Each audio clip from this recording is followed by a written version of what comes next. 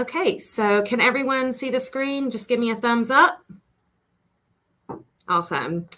So the grant, the opportunity that we have available actually started, we already granted out some of these funds last spring, but we still have some funds remaining after that first round. So this is really round 2 of arts improvement grants. These funds come from the United Arts Council, or excuse me, the North Carolina Arts Council, and we are the recipient of those funds. So we are actually subgrading them out on their behalf. So I'll talk to you a little bit about that and how that all works. The grassroots arts program is something that we have been a part of for many years, a couple decades. And so that's also where the funds for our projects pool money come from, is from the grassroots network. And I guess it was 3 years ago now, the North Carolina legislature designated $10 million to be distributed through this network from the ARPA funds that became available. So we granted out a portion of that last year, and then this year is going to be the remaining funds for that. We are very lucky in North Carolina to have an extensive network of local arts agencies, which is what the United Arts Council of Catawba County is. There are 100 counties in North Carolina, and there are 100 arts agencies that receive those funds. And they are distributed typically on a per capita basis, and sometimes with a base amount and then a per capita. The ARPA funds, though, unlike some of the previous grassroots funds, are being distributed strictly on per capita. We are a county of 500,000 or more, so we are distributing at least 50% of the grassroots funds. I'm pleased to tell you that in Catawba County, the United Arts Council distributes 100% of the grassroots funds that we receive from the state. We actually don't keep any of them with our project pool funds, and then we're happy to be able to do that with these ARPA funds as well. We will be distributing all of the money that we have received. We are required to grant a certain percentage of that. In Catawba County, it's 27%, specifically for programs that support BIPOC arts organizations and or multicultural programming. So if you are a BIPOC organization or you work with any leaders in the community or artists in the community who are BIPOC or Alana, then we would be happy to talk to you about specifically receiving some of these ARPA funds through that partnership or that relationship. So there are 3 ways that you can apply for these funds, 3 strategies or 3 pillars that you can look at. First one is build or sustainability of your arts organization. So this goes beyond programs. Typically, when we have invested grassroots funds in our community, it has been for programs, for special projects that you're working on, or a concert that you're bringing, or an art exhibit, very specific, and it's programmatic based. These funds, we are very fortunate that they can go beyond that. They can actually invest in your operations and your staff and in those sorts of needs that you may have. There are some kind of criteria for that make your application stronger than others, and I'll talk a little bit about that in a minute. We also develop is the second pillar. So that's, of course, the new relationships with BIPOC arts organizations and artists, which we already just discussed. And invest, and this is for capacity building. So this could be for trainings, any kind of strategic planning, if you want to hire a consultant, those types of things to build capacity within your organization. So for eligibility, we do prefer that you have a nonprofit status, but we can work with you if you are a new or emerging arts organization. You just have to have been in operation at least 1 year, and then we have to work with you to receive the funds through a fiscal partner. So we can talk about that if that is how you qualify. But you do have to already been in operation for 1 year. So this can't be an organization that you're forming tomorrow because of this grant. Also, the organizations, you have to be in Catawba County. So even if you're a Caldwell-based organization and you do a lot of work in Catawba County, you do not qualify for this grant because Caldwell has their own funds that they have received through the North Carolina Arts Council. So you would need to apply through Caldwell County. So just as an example, the projects have to start again, from July 1 through June 15. This is, so we already granted out some of these funds in the spring, but the projects all must take place, so you can't have spent any of the funds yet between July 1 and June 15. So yes, Marty, we will be making these slides available for you. And in fact, I think last year's slideshow is already on the website. It's last year's dates, but it's the same information. So, and we must have completed applications. Our due date is October the oh gosh, Chris, what's our due date? October the 10th. Oh, mind slip. Our due date is October the 10th. So make sure that you have met with us, talked with us about what you're thinking about applying for, and that you've submitted your application and all the necessary documents by October the 10th. And I'll talk to you about how to make those meetings in just a minute. So here are some examples of what you can apply for with these ARPA funds. So we'll go back to capacity building. As we mentioned, strategic planning. You can use these to develop a fundraising plan, a marketing plan. Maybe your website needs some work. You can evaluate a program. So that does mean hiring someone for an outside perspective. It's not paying for specific,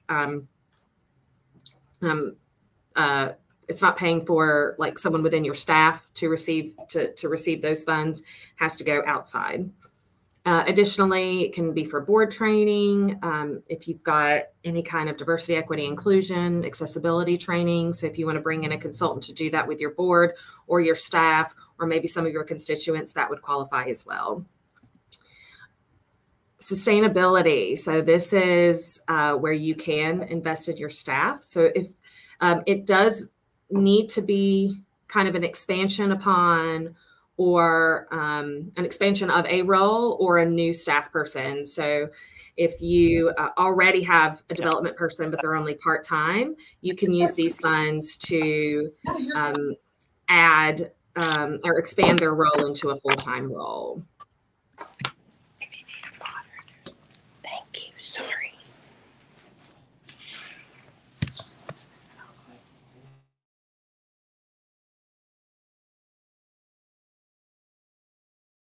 Okay. Okay, sorry about that. So you can use these funds for purchasing equipment. So if you need a copier, because you know, that's part of doing business, you could make a purchase like that. It does say small capital expenditures of up to $25,000. I can tell you right now, our committee probably won't grant out anything along those lines because we only have a remaining $27,000 to grant out from these funds. So I wouldn't recommend applying for a small capital expenditure unless it's something that you think could be completed very quickly. You know, painting might be something, or, you know, if you're just painting a couple rooms, or maybe there's a staircase that, you know, you can get rebuilt quickly, that would be something that would qualify, because that would be, I think, within the realms. Full financial audit. So if you're a smaller organization and you have never had a financial audit and you're looking at starting to apply for larger grants at the state or the federal level, so you know you're going to need that financial audit, then this would be another great way that you can apply for, or you can use these funds. And we did use these funds for some of our arts and economic prosperity study that we just conducted, and we're excited to share those numbers with you later. Expanding relationships with BIPOC artists. So this would mean small creative placemaking projects, piloting new events. We did use some of these funds for several of the Juneteenth events that took place just recently in June. And also another example of that, the Western Piedmont Symphony, I know, applied for a small amount of funds to hire a BIPOC artist to do some marketing for them so that they could work with a BIPOC artist and expand that relationship and continue to do marketing with them. So that's another example of how this can apply. Okay, so how to apply. So you're going to first contact us at the Arts Council, the Catawba County Arts Council. You will email Chris, and I will have his information at the end of the slideshow for you. You're going to schedule a meeting to talk about your organization. Many of you, we are very familiar with your organizations. So, you know, we'll already kind of know where you are, but we may not know where you are in your current progress. So maybe we don't know that you've already completed strategic plan, but you're looking to One of the recommendations was that you hire a development person. So that's now what you want to do. So those are the kind of things you want to share with us.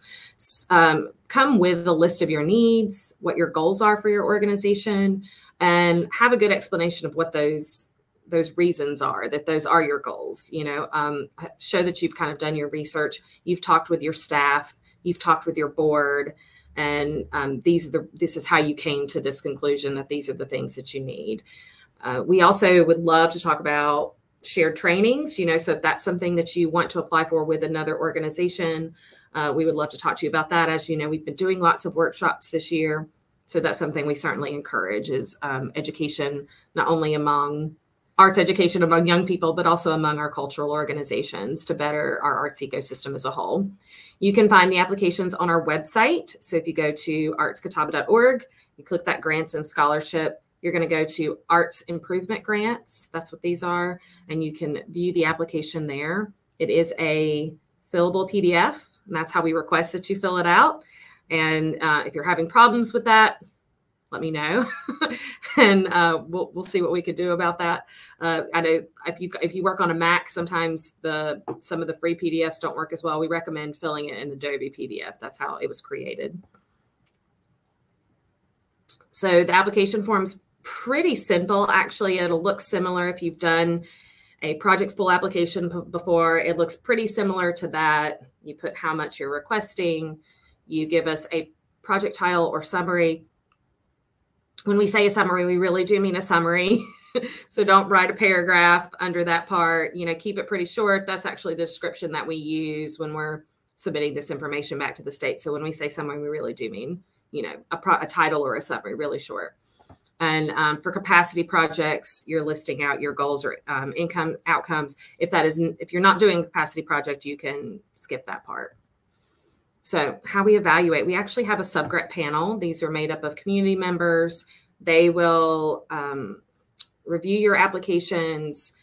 We will make sure that you have everything you need before you go to the grant panel. So you don't need to worry about appearing before a grant panel and you not have submitted all the work. We make sure that we work with you to make sure you've got everything that you can have to present a really good application to the grant panel and to do the strongest application that you can to the grant panel. We're on your side, okay? We want you to do well and present a good application and do a good presentation.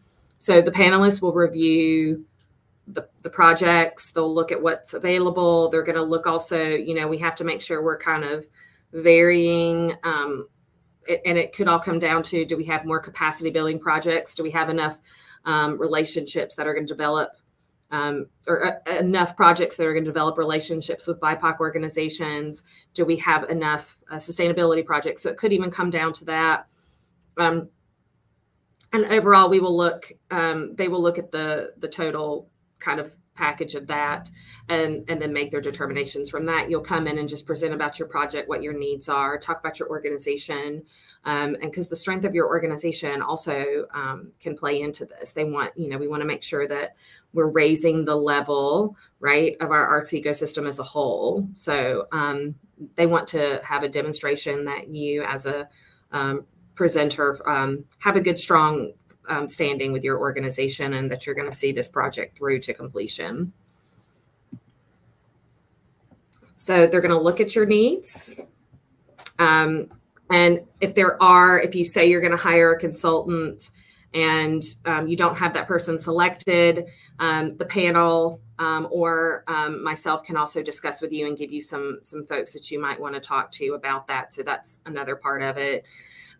We will talk about those goals, like I had mentioned, again, ability to plan and implement and see the project through to completion, the stability and fiscal responsibility of your organization, that is key. So if you have a demonstration of maybe not completing your 990s on time on a regular basis and not filing those, that would demonstrate that maybe the organization needs a little bit more fiscal responsibility. So that's just an example.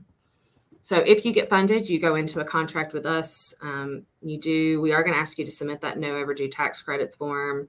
You need to complete a final report by June 30th. And the project, as I mentioned, has to be done by the June 15th. We do ask you for audience numbers, demographics. I know there were a lot of questions about this previously. So like if you buy a copier, who's your audience? Who are the participants? So we could talk about how to list those. So for some of these projects, it's a little more confusing, I guess, about how to list them, or nebulous about who the participants could be. And we do want you to use our logo, but also the North Carolina Arts Council logo in some sort of promotional piece. Maybe you do a post one day that shows, hey, look at this great new printer that we got. Thanks to the United Arts Council of Catawba County and the North Carolina Arts Council, and use our logos in that. So we would like you to do that, because we also, again, we have to report that back to the state. So those are key things that we need to have successful grant making. If you do get funded and for some reason something happens, your organization, just is unable to purchase that copier, maybe the office manager is sick and just unable to, doesn't need that copier anymore because they're working from home and they're using something at home. I mean, those sorts of things. We need to know all that by April, because then we have to figure out how to redistribute those funds into something else. So we absolutely have to know if for some reason you're unable to use the funds by April. So if you have any questions, you are going to talk to Chris Coffey. He is our new grants coordinator. And his email is grants@artscatawba.org. And as I mentioned, to find all of our information, you're going to go to artscatawba.org, and then you're going to click on the grants tab. And from there, you're going to look at arts improvement grants. So at this time, I'm going to stop sharing my screen, and I'm going to take any and all questions that you will have. I know there was one that popped up in the chat from Casey. So Marty asked the question, will you be sharing or making this slide deck available after the meeting? Yes. And in fact, it'll also go on our website. And there is currently I think the slideshow from last year is already still up, has the same information. The deadlines are just different. If our organization received project funds early in the spring, are we ineligible for this round? The maximum amount that we will grant to any organization is $10,000, and that is over the course of the 2 years. And and this has to be for the ARPA funds. So if you received project pool funds, that is a different pool of money. You are eligible to receive arts improvement funds if you did not receive up to the $10,000 max at this point. You are eligible. So Larissa's question, if you received funds in a prior fiscal year, are you eligible to apply? So the maximum amount that we're granting out of these funds is $10,000 to any organization, and that is over the course of the 2 fiscal years.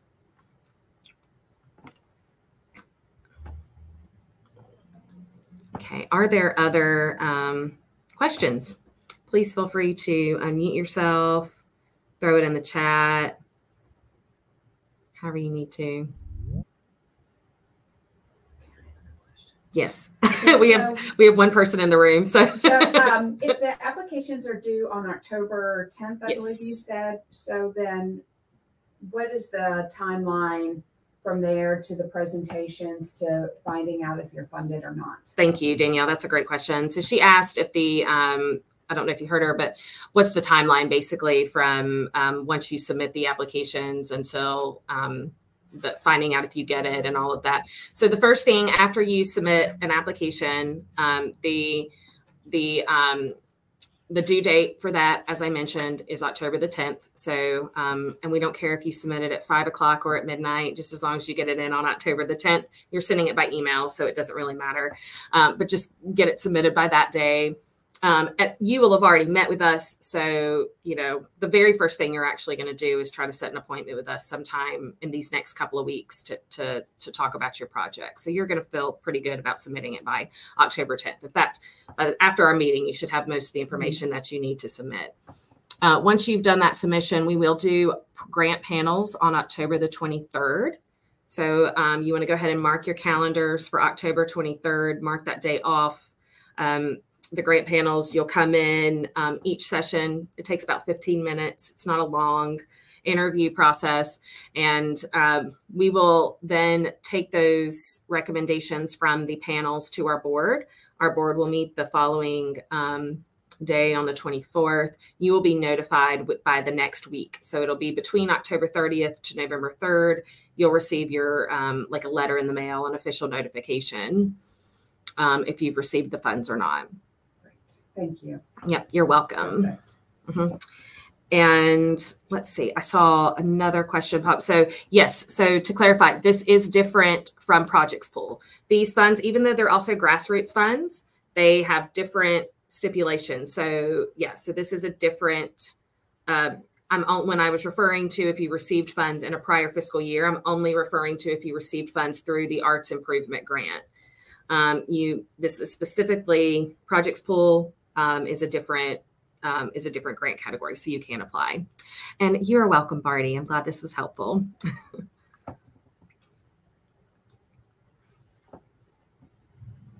So I'm going to throw up Chris's email one more time so that you all can go ahead and pull out your email and start your process of starting to email Chris and get your date set. You want to look for his days are Mondays, Tuesdays, and Wednesdays. We prefer mornings. I will meet for some of those, and because he's still just kind of getting onboarded, and then for the first couple of weeks, and then you may just take a meeting just with Chris if it's the latter couple of weeks. But you want to go ahead and email Chris your availability on Mondays, Tuesdays, and Wednesdays, just looking over the next couple of weeks to get those scheduled. And that's grants@artskatawba.org. So let me turn my camera on. Okay. Oh yeah, Chris can show his face. Yeah, hopefully, I'm not going to unmute. Hopefully, you can hear me through Ingrid. We're like sitting across from each other, so I don't want to do like the, the echo chamber. But hey, everybody, I'm Chris. As Ingrid was saying, I'm kind of new here. It's my second week. But if you guys just email, this is a brand new email address, grants@artskatawba.org. Just please reach out to me, and I'm glad to help with any questions or if there's something I can't answer, then I'll get Ingrid. But we'll take care of it. So. Yes. Okay. Any other questions?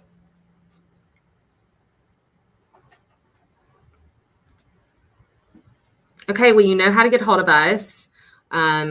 You can also call the office if that's preferable, but we prefer email just because we're in and out a lot, to be perfectly honest. So email is probably the best way to get a hold of either of us. So thank you for your interest in the Arts Improvement Grants and the ARPA funds available through the Grassroots Network. And we look forward to seeing your applications come in. So have a great day, everyone.